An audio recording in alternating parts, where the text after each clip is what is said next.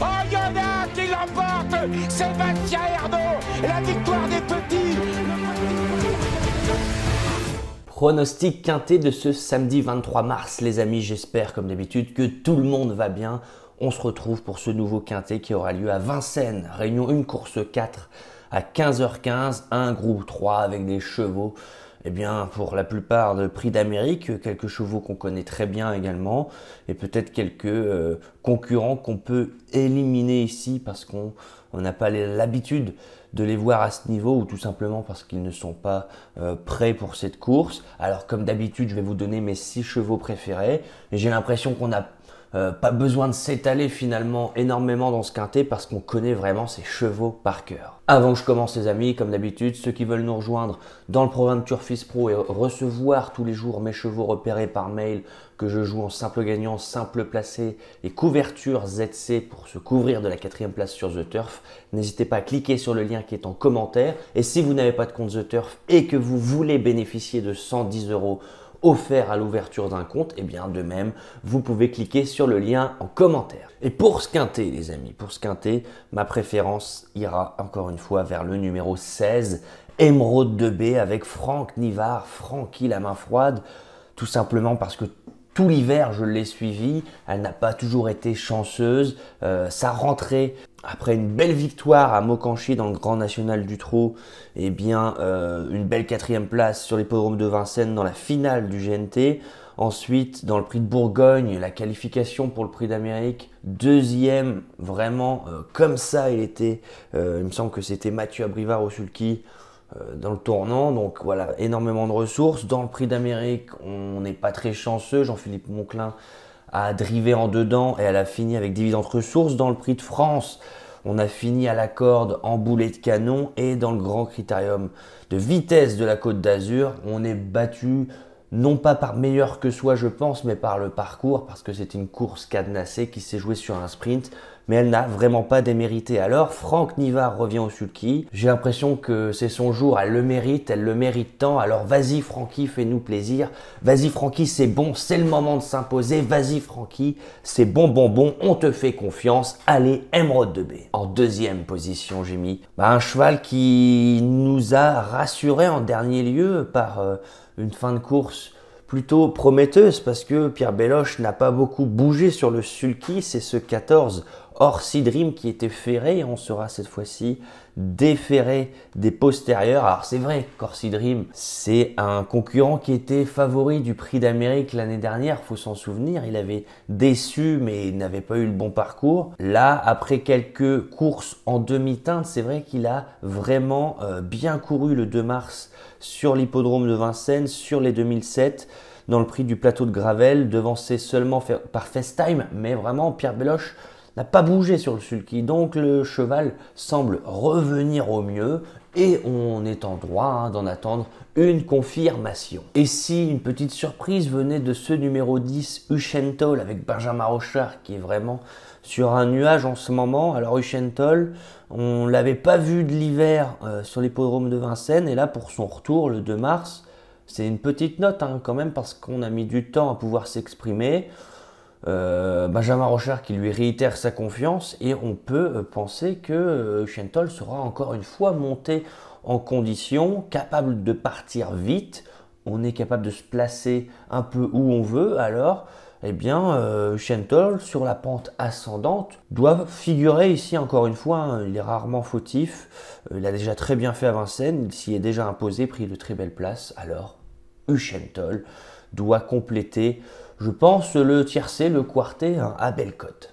Bon, ça c'est vraiment mes 3 préférés pour ce quintet. Et ensuite, j'ai dû faire des choix parce que j'ai des concurrents qui me posent problème. Je vais vous les dire tout de suite.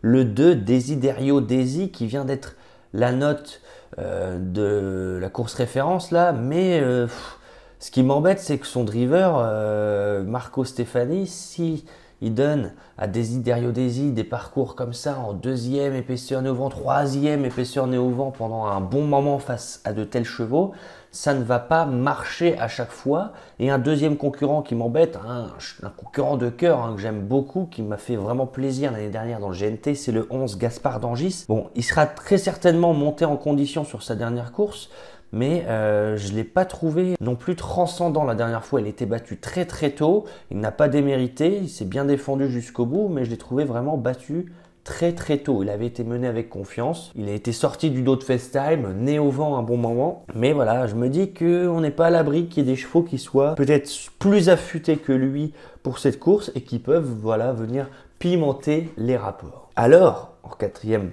position, eh bien, je fais le choix de mettre le 12, Eric The Hill, qui revient à Vincennes après 3 courses à Cagnes où il s'est très bien défendu.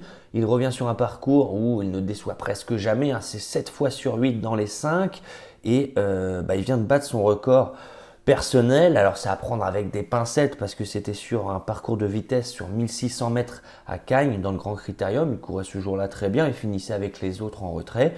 Franck Ouvry qui revient au sulky, donc voilà, on peut se méfier, d'autant plus que l'avant-dernière fois, sa fin de course sur longue distance à Cagnes était prometteuse. Alors pourquoi pas Eric The Hill a déjà montré qu'il était capable de figurer dans de tels lots et parfois créer de belles surprises à Bellecote. Alors pour pimenter un peu les rapports, je vais lui faire confiance. En 5e position les amis, je mets un cheval dur, un cheval capable de prendre le train à son compte, qui pour sa rentrée le 9 mars au Croisé-la-Roche a gagné à Bellecote. C'était peut-être l'occasion de le toucher à Bellecote parce qu'il ne sera pas à 15 contre 1 tout le temps. C'est ce 5, Gamay de Liton. Alors il n'est peut-être pas à 100%, l'opposition est bien plus relevée que la dernière fois. Mais c'est François Lagadec au sulky qui l'a déjà mené plein de fois à la victoire, notamment sur le parcours du jour. Gamay de Liton, c'est vraiment un cheval dur. Des fois on a l'impression qu'il est battu, qu'il est sollicité tôt dans le parcours, mais peut-être simplement que c'est un cheval froid qui a besoin d'être sollicité pour donner sa pleine mesure. Et donc, je pense que Gamay de Liton, en étant un peu monté en condition, avec François Lagadec cette fois-ci, peut figurer dans ce quintet. C'est loin d'être impossible. Il a déjà montré énormément de qualité, a déjà très bien fait dans ce genre de lot. Et son entraîneur Hugues Lévesque reste sur quelques victoires dans l'entourage. Dans l'écurie, on est en forme actuellement, alors pourquoi pas avec ce 5 Gamay de Liton. Et pour compléter ma sélection les amis, je tente un truc avec ce 13, Echo de Chancy. Alors lui, Echo de Chancy, c'est un cheval, les gains qu'il a, il se retrouve souvent mal embarqué en province, il doit souvent rendre 50 mètres, c'est jamais évident. Bon là on revient à Vincennes, on part tous à poteau égal, certes il n'a aucune marge face à de tels rivaux, mais ce que j'aime bien, c'est qu'il n'est jamais fautif, qu'il a bénéficié d'un petit break entre la fin du mois de janvier et la mi-mars. Sa course de rentrée à Caen est très bonne, il s'est retrouvé complètement ligoté pour terminer. Et cette fois-ci, on tente peut-être quelque chose avec un Jean-Michel Bazir au sulky qui, en étant aspiré, pourquoi pas, viendrait chercher une 5e place à Bellecote. Jean-Michel Bazir à 25 contre 1 dans un quintet. On l'a déjà vu et à chaque fois qu'il fait l'arrivée à grosse cote, on se dit « Ah, c'est Jean-Michel Bazir, je ne l'ai pas mis ». Bon, je fais le choix de le mettre. C'est vrai que ce n'est pas une première chance du tout. C'est vraiment un gros outsider, je pense. Mais après tout, pourquoi pas. On est là pour se faire plaisir. Un quintet en 6 chevaux à 25%, ça coûte 3 €. Et si on veut toucher de gros rapports, bien évidemment qu'il faut mettre de grosses cotes. Donc ma sélection les amis pour ce quintet du samedi 23 mars sur l'hippodrome de Vincennes. Le 16 Émeraude de Baie qui mériterait bien évidemment de trouver son jour et de remporter sa course cet hiver sur l'hippodrome de Vincennes. En deuxième position le 14 Orsi Dream qui nous a rassuré en dernier lieu. Sa course était vraiment très bonne. En troisième position le 10 Uchentol qui a laissé quelques regrets à ses preneurs. Elle a fini avec des ressources la dernière fois.